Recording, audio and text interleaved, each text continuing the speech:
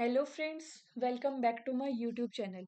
ये हमारी international business की थर्ड क्लास है, जिसके अंदर आज हम रीजनल इकोनॉमिक इंटीग्रेशन के बारे में और इंटरनेशनल बिजनेस की स्टेजेस के बारे में पढ़ेंगे। कैसे इंटरनेशनल बिजनेस एमर्ज होता है, डोमेस्टिक ट्रेड से लेकर फिर हम एक्सपोर्ट करते हैं, then multinational, transactional, global business आपका आता है। वो सब हम पढ़ेंगे, साथ ही रीजनल इकोनॉमिक इंटीग्रेशन की स्टेजेस के बारे में भी पढ़ेंगे। तो चलिए अपनी क्लास स्टार्ट करते हैं। सबसे पहले मीनिंग से ही, regional economic integration. Regional means what? Regional का मतलब है बच्चे यहाँ पे एरिया। एरिया आपका कह सकते हैं जियोग्राफिकल एरिया। इकोनॉमिक का मतलब है यहाँ पे country and there currency. Country and there currency. Integration is like S की मिलकर काम करना, मिलकर काम करना। तो रीजनल इकोनॉमिक इंटीग्रेशन क्या है? रीजनल इकोनॉमिक इंटीग्रेशन आपका एक ऐसा प्रोसेस है जिसके अंदर अलग अलग जियोग्राफिकल एरिया से अलग अलग कंट्रीज मिलके कुछ एग्रीमेंट बनाती हैं। किसके लिए? For the trade.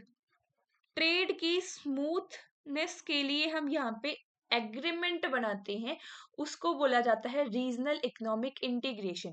अब ट्रेड की स्मूथनेस के लिए एग्रीमेंट मतलब ओवरऑल इस आरटीआई की जरूरत, आरईटी की जरूरत क्यों पड़ी? रीजनल इकोनॉमिक इंटीग्रेशन की जरूरत क्यों पड़ी? देखो, इसकी सबसे मेन, अगर मैं एक वर्ड्स के अंदर बोलूं तो बैरियर को रिमूव करना। ट्रेड के बैरियर्स को रिमूव करने के लिए हमको रीजनल इकोनॉमिक इंटीग्रेशन की जरूरत पड़ी। बैरियर क्यों आए? बैरियर इसीलिए आए क्योंकि जिस टाइम पे इंटरनेशनल बिजनेस हमारा एमर्ज हुआ था, तो हर कंट्री, जो भी मेनली डेवलपिंग कंट्री जो थी, उनको ये एक थ्रेट था उनके लिए, कहीं उनकी डोमेस्टिक इंडस्ट्रीज या डोमेस्टिक फर्म जो है वो इस चैलेंज को फेस ना कर पाए। तो अपनी डोमेस्टिक फर्म्स को, डोमेस्टिक इंडस्ट्रीज को प्रोटेक्ट करने के लिए हर कंट्री ने टैक्स लगाना शुरू कर दिया, क्योंकि ये लगता था कि ग्लोबलाइजेशन की वजह से जो डेवलप्ड कंट्री है फायदा उन्हें होगा, डेवलपिंग कंट्री को उल्टा नुकसान होगा। तो उस नुकसान के डर के कारण, या एक डोमेस्टिक फर्म आपका उस चैलेंज को ना फेस कर पाया, डोमेस्टिक फर्म के प्रोटेक्शन के लिए हमने टैक्स लगाया करते थे, जिस वजह से हमारा ट्रेड स्मूथ नहीं हो पाता था। तो उस ट्रेड को स्मूथ करने के लिए हमारे different different level of regional economic integration है। क्या? Different different level. तो सब चलिए पढ़ते हैं the level of regional economic integration. First level है आपका preferential trade area. Preferential trade area के अंदर हम क्या करते हैं? हम रिड्यूस करते हैं बैरियर को, या रिड्यूस करते हैं टैरिफ को। टैरिफ क्या? टैक्स। ए और बी दो कंट्रीज हैं, एक कंट्री है ए, एक कंट्री है बी। इन दोनों के बीच में हुआ है हमारा प्रेफरेंशियल ट्रेड एग्रीमेंट।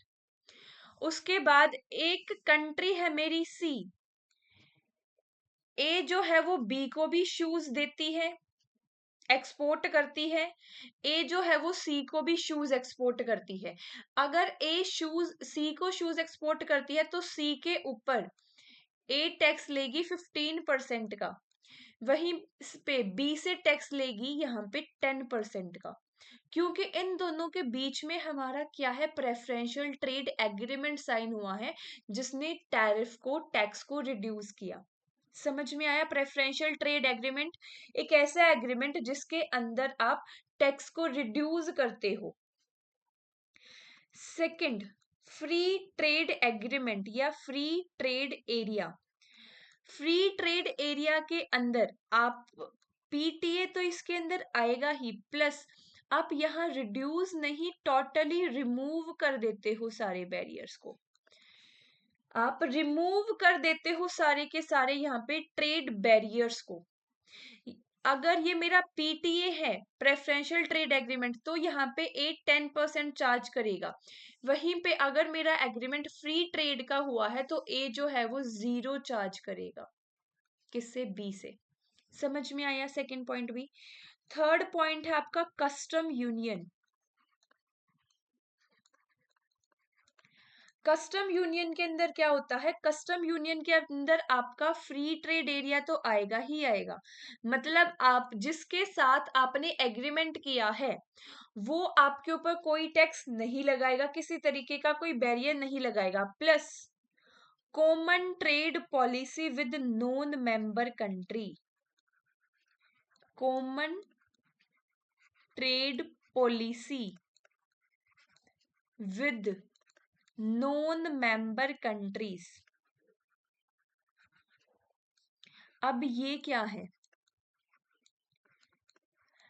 अगर यहां पे देखो, यहां पे क्या है, ए ने बी के साथ एग्रीमेंट किया, इसको मैं एक बार दोबारा बनाती हूँ, रुको एक सेकेंड। कॉमन ट्रेड पॉलिसी का मतलब क्या है, यहां मेरी 4 कंट्रीज आ गई, ए, बी, सी और डी। इन तीनों के बीच में मेरा कस्टम यूनियन एग्रीमेंट साइन हुआ है। अगर इसमें से किसी एक को भी डी के साथ ट्रेड करना है तो डी के साथ ट्रेड करने की पॉलिसी तीनों की सेम रहेगी। डी के साथ ट्रेड करने की पॉलिसी तीनों की सेम रहेगी।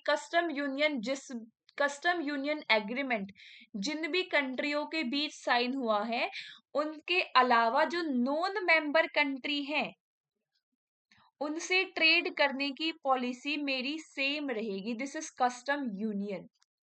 डिपेंडेंट है और फॉर द नॉन मेंबर, लेकिन इसके अंदर दूसरों से ट्रेड करने की पॉलिसी आपकी चेंज हो सकती थी। और independent for the non member, free trade area के अंदर you are independent for the non member, आप अपने अकॉर्डिंग डिसीजन ले सकते हो। नेक्स्ट है आपका कस्टम यूनियन के बाद common market.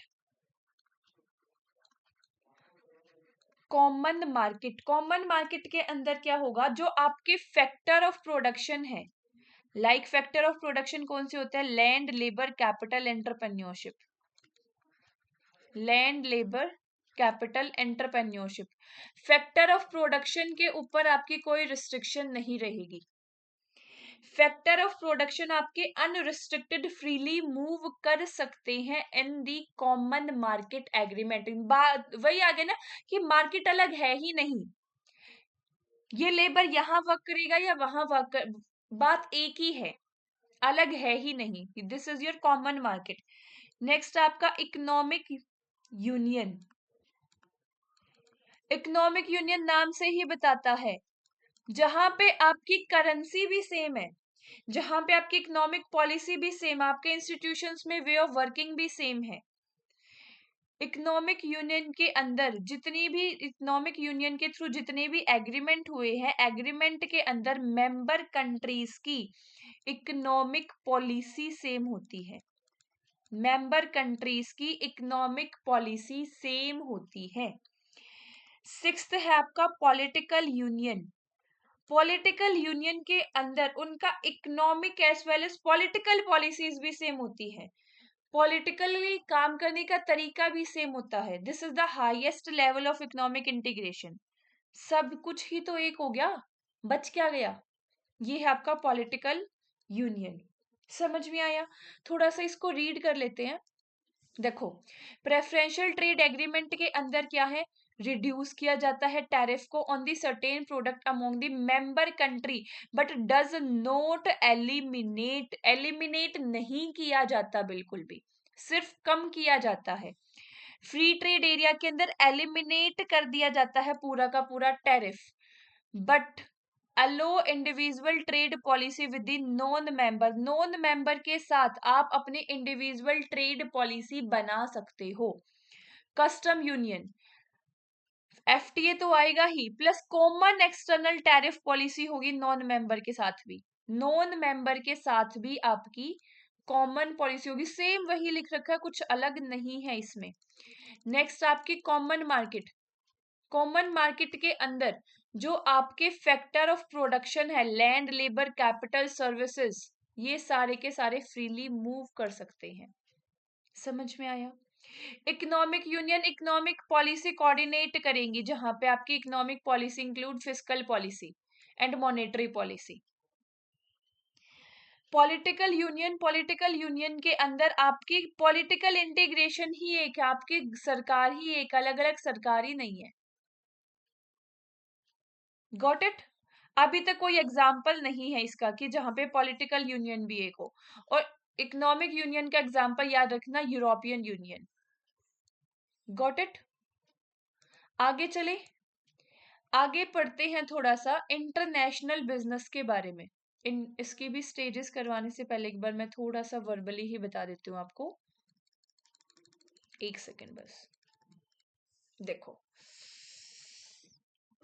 International business,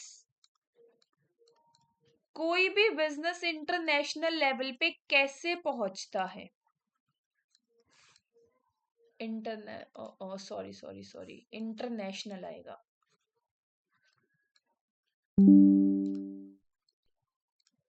international business, कोई भी बिजनेस इंटरनेशनल लेवल पे कैसे पहुंचता है, मेरे को ये बताओ।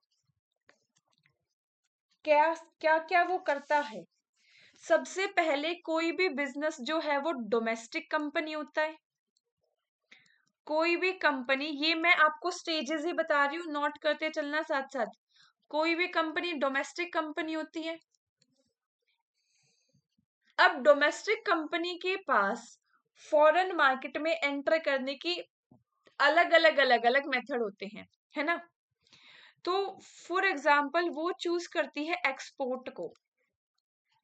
नेक्स्ट क्लास के अंदर हमारा टॉपिक रहेगा mode of entry in foreign market. लिख लो अभी, यही करेंगे। Mode of entry in foreign market, कौन कौन से मेथड है वो करेंगे हम। डोमेस्टिक के बाद वो एक्सपोर्ट करना स्टार्ट करती है।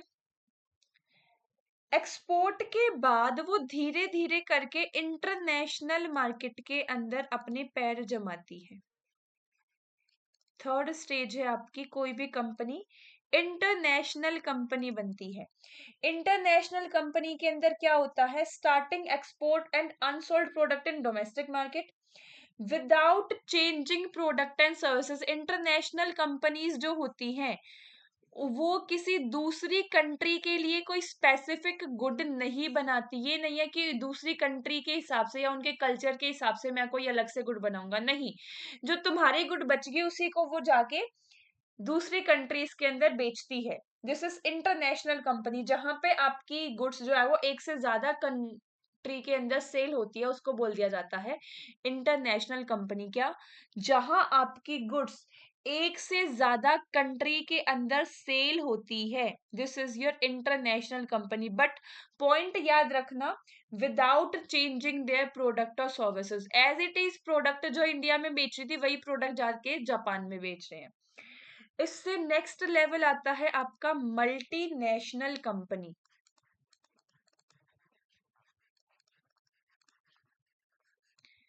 मल्टीनेशनल कंपनी के अंदर क्या होता है, आप कस्टमाइज्ड प्रोडक्ट बनाते हो जैसा फॉरेन कंपनी का कल्चर होता है उसके हिसाब से। जैसा फॉरेन कंपनी का कल्चर होता है, जैसा वहां के पर्सन डिमांड करते हैं, उस हिसाब से आप उनके लिए प्रोडक्ट डिजाइन करते हो। This is multinational company. Multiple product बनते हैं जिसके अंदर। उसके बाद नेक्स्ट स्टेज है आपकी ग्लोबल कंपनी या ग्लोबल एंटरप्राइज।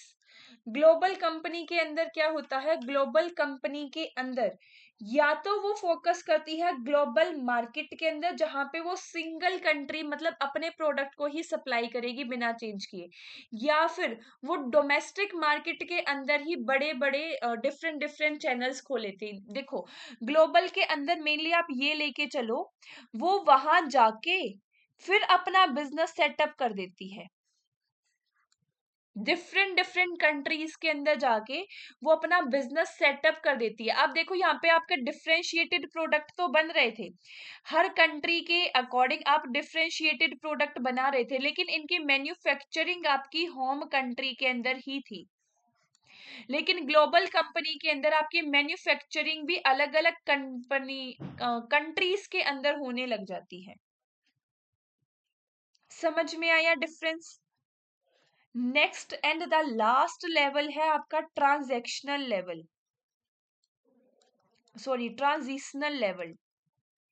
ट्रांजिशनल लेवल या ट्रांजिशनल कॉर्पोरेशन, ये ऐसी कॉर्पोरेशन होती है जो कि पूरे के पूरे वर्ल्ड को ही एक डोमिनेंट मार्केट की तरीके से कंसीडर करते हैं कि पूरे वर्ल्ड के अंदर ही मेरा प्रोडक्ट जाएगा।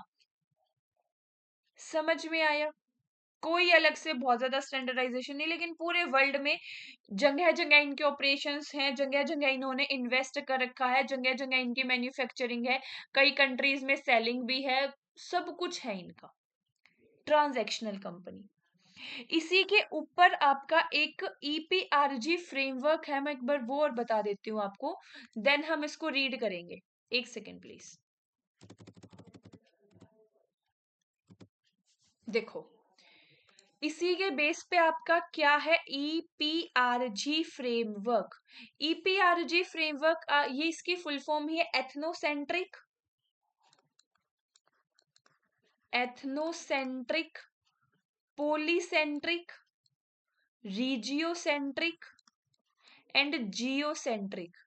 जैसे हमने स्टेजेस पढ़ी है ना, ये वही है। एथनोसेंट्रिक का मतलब क्या है? एथनोसेंट्रिक को आप ले सकते हो इंटरनेशनल बिजनेस के तौर पे। इंटरनेशनल बिजनेस में क्या करते थे? International business, home country is superior.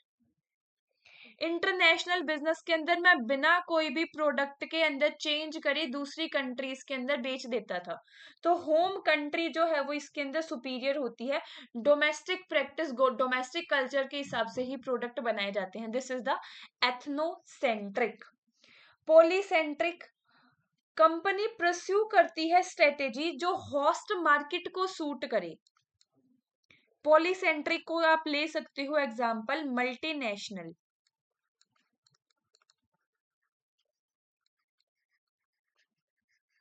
Multinational के अंदर क्या, कि कंपनी वो स्ट्रेटेजीज लेके चलती है, कंपनी को वो स्ट्रेटेजी सूट करेगी, कंपनी उस स्ट्रेटेजी पे वर्क करती है जो होस्ट कंट्री के अंदर बेनिफिशियल है।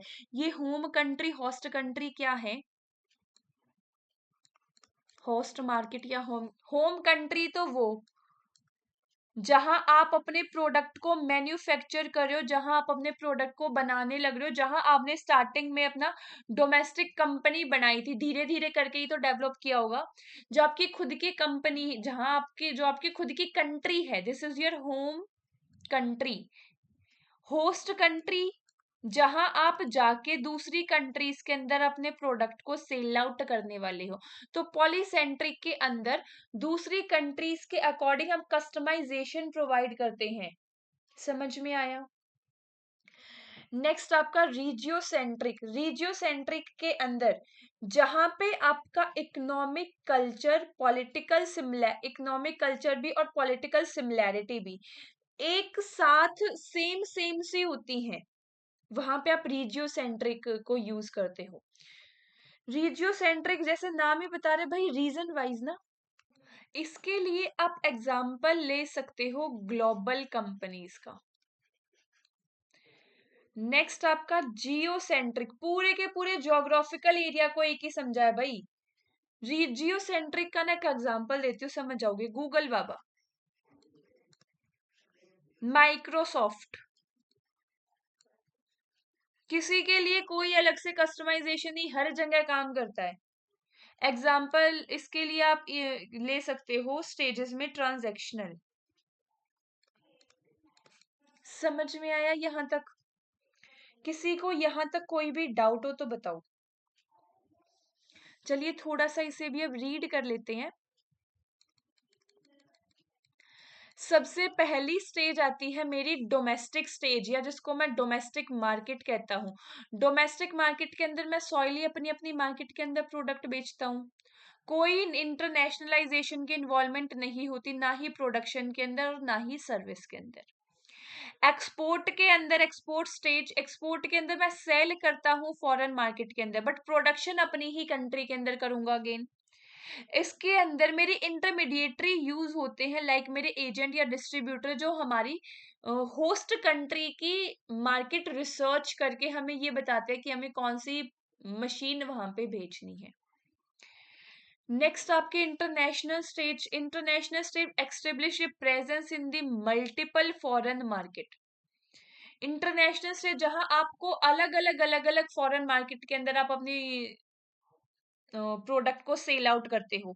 आपने अलग अलग कंट्री से अपने पार्टनर ले रखे हैं, फॉरेन पार्टनर्स बना रखे हैं आपने, जो हर कंट्री के अंदर आपके अलग अलग है, जिनके साथ आपकी पार्टनरशिप है कि वो आपके प्रोडक्ट को सेल आउट करेंगे दूसरी कंट्री में। नेक्स्ट आपकी मल्टीनेशनल स्टेज के अंदर एक्स्टेब्लिश करती हैं production, marketing, R&D operation in multiple country. Multinational के अंदर कस्टमाइजेशन होता है, multiple country, decentralize decision making होती है यहाँ पे आपकी।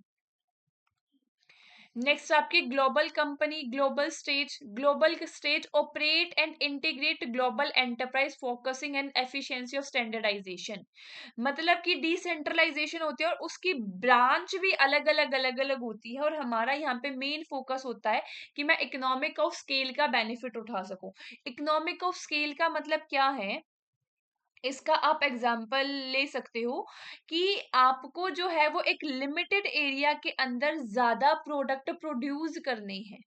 देखो यहाँ पे ना दो टर्म आती है, एक होता है इकोनॉमिक ऑफ स्केल और दूसरा होता है economic of scope. Economic of scale के अंदर क्या होता है, दोनों कंसेप्ट के अंदर ही वैसे आपकी कॉस्ट रिडक्शन के ऊपर वर्क होता है, मेन फोकस होता है कि आप कॉस्ट को रिड्यूस कर पाओ।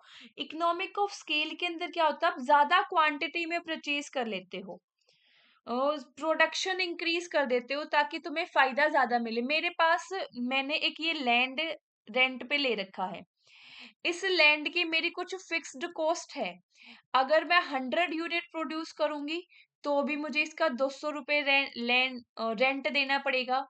100 के बाद मैं 120 प्रोड्यूस करूंगी तो भी यही रेंट है, 150 प्रोड्यूस करूंगी तो भी यही रेंट है। तो यहाँ पे मेरा मोटिव क्या है कि मैं ज्यादा से ज्यादा प्रोड्यूस करूं ताकि मेरी पर यूनिट कॉस्ट कम आ जाए। ये क्या है, इकोनॉमिक ऑफ स्केल, जहां मैं बल्क में चीजें प्रोड्यूस करता हूँ या बल्क में रॉ मटेरियल परचेज करता हूँ ताकि मेरी पर यूनिट की कॉस्ट कम आ जाए। वहीं पे इकोनॉमिक ऑफ स्केल का मतलब क्या है कि मैं बल्क में एक चीज को नहीं करता, मैं मल्टीपल प्रोडक्ट लेके चलता हूँ। एक सब्जी वाला है जो कि सिर्फ और सिर्फ आपको प्याज बेचता है, प्याज गांधा भी बोलते हैं कई, ऑनियन, ऑनियन से सब समझ जाओगे। एक सब्जी वाला सिर्फ और सिर्फ आपको ऑनियन सेल करता है, वहीं पे दूसरा सब्जी वाला जो है वो आपको मल्टीपल सब्जियां सेल करता है। ओनियन ओनियन अगर वो सेल कर रहा है तो उसने बहुत ज्यादा क्वांटिटी में लिए होंगे, ये आपका एग्जांपल हो गया इकोनॉमिक ऑफ स्केल का। अगर वो सारी सब्जियां ही लेता है थोड़ी थोड़ी क्वांटिटी में उसी एरिया के अंदर, तो ये हो गया इकोनॉमिक ऑफ स्कोप का, कि जहां पे आप अपने इनपुट को शेयर कर सकते हो। अगर शिवाजी का आप मंडी में जाओगे सब्जी लेने के लिए, एक सब्जी लेके आओगे जब भी वही पेट्रोल लगेगा, 10 सब्जियां लेके आओगे जब भी वही पेट्रोल लगेगा। तो 10 सब्जियां लाके रेडी पे रख लो ना, जनता को खाली प्याज थोड़ी ना खाना है। समझ में आया? इकोनॉमिक ऑफ स्कोप के अंदर हम शेयर करते हैं इनपुट, यूटिलाइज्ड करते हैं सेम प्रोडक्शन फैसिलिटी का, जिससे हम डिफरेंट गुड्स भी बना सकते हैं। अब मेरे को फ्रेंच फ्राइज बनानी है तो मेरे को आलू चाहिए, मेरे को तेल चाहिए एंड सो ऑन। वहीं पे अगर मेरे को फ्रेंच फ्राइज से मिलता जुलता टिक्की बनानी है, टिक्की के लिए भी तो वही आलू चाहिए ना। This is economic of scope, कि मैं पहले खाली फ्रेंच फ्राइज बनाता था, मैंने अपनी रेडी पे टिक्कियां भी बनानी शुरू कर दी। ये मैंने फायदा लिया इकोनॉमिक ऑफ स्कोप का। नेक्स्ट आपका ट्रांजैक्शनल स्टेज। ट्रांजैक्शनल स्टेज ने तो सब कुछ ही अपना मान लिया, फ्लेक्सिबल नॉलेज है, सब कुछ पता है मुझे, ग्लोबल कंपटीशन है, कुछ भी फर्क नहीं है। ट्रांजैक्शनल स्टेज यहां तक क्लियर हुआ होगा, होप सो। नेक्स्ट हमने पढ़ा था ईपीआरजी फ्रेमवर्क, चलो उसको भी थोड़ा सा स्टडी कर लेते हैं। वेट प्लीज, ये ईपीआरजी फ्रेमवर्क आपका दिया किसने है, पल म्यूटोर ने दिया है, ये नाम याद रख लेना।